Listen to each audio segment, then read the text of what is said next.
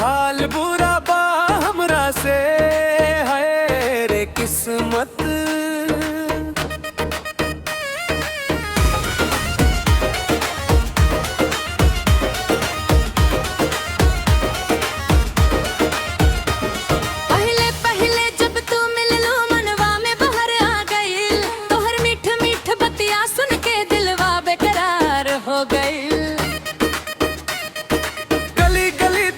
चर्चा नाम तोहर लेला मन, तू न रहेलू सामन जब सुनना लगला सगरी आंगन। कहले राहु साथ निभैबू काहे बदल गईलू आज, हम तो दिल से प्यार कईनी तू कर दिहलू दिल के राज। रात दिन तोहरे के सोची नींद उड़ल बा नयनवा से, हंसत हंसत दिल दे दी हानी अब रोवा तानी अकेले से। ए हो सजनवा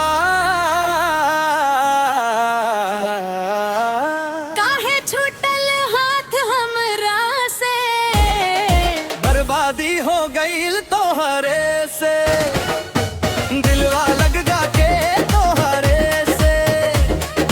बर्बादी हो गईल तोहरे से, प्यार के रोग लागल तोहरे से। बर्बादी हो गईल तोहरे से, अब के करी हम बचावा से।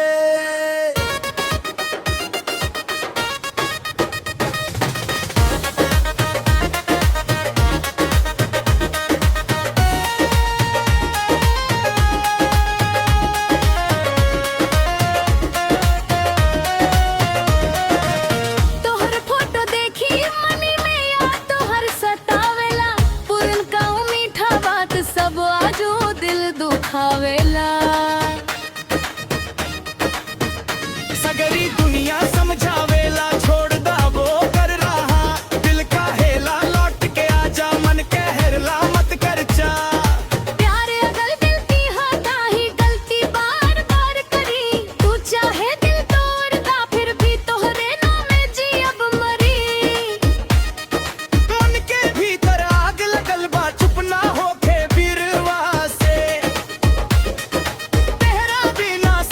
सुना झूले सत बड़े सपना से। ए हो सजनवा काहे दूर भइलू हमरा से, बर्बादी हो गईल तोहरे से। दिलवा लग गा केल तोहरे से, बर्बादी हो गईल तोहरे से। प्यार के रोग लागल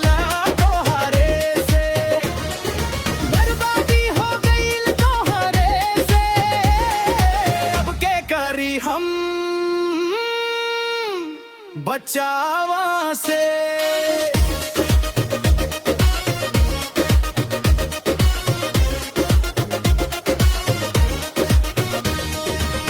का जाने कैसन जादू बा तोहरे नजरिया में, हमरा से दूर रह के भी बसल बाड़ा तू जिगरिया में। एक बेर आके देखा कैसन हाल बा दिल के, तोहरे बिना अधूरा लागे सपना भी अब जिंदगी के।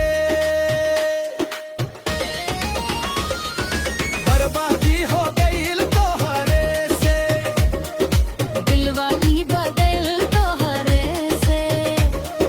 बर्बादी हो गईल तोहरे से। हंसता हंसता दिल दे दी हानी, बर्बादी हो गईल तोहरे से। जिंदगानी बदल गईल तोहरे से, बर्बादी हो गईल तोहरे से। अब के करी हम बचावा से। ए हो सजनवा दिलवा भी तोरे नमवा, दूर बाड़ बाकिर दिल के पास बाड़ हमरा कहानी के आखिरी बार। बर्बादी हो गईल तोहरे से।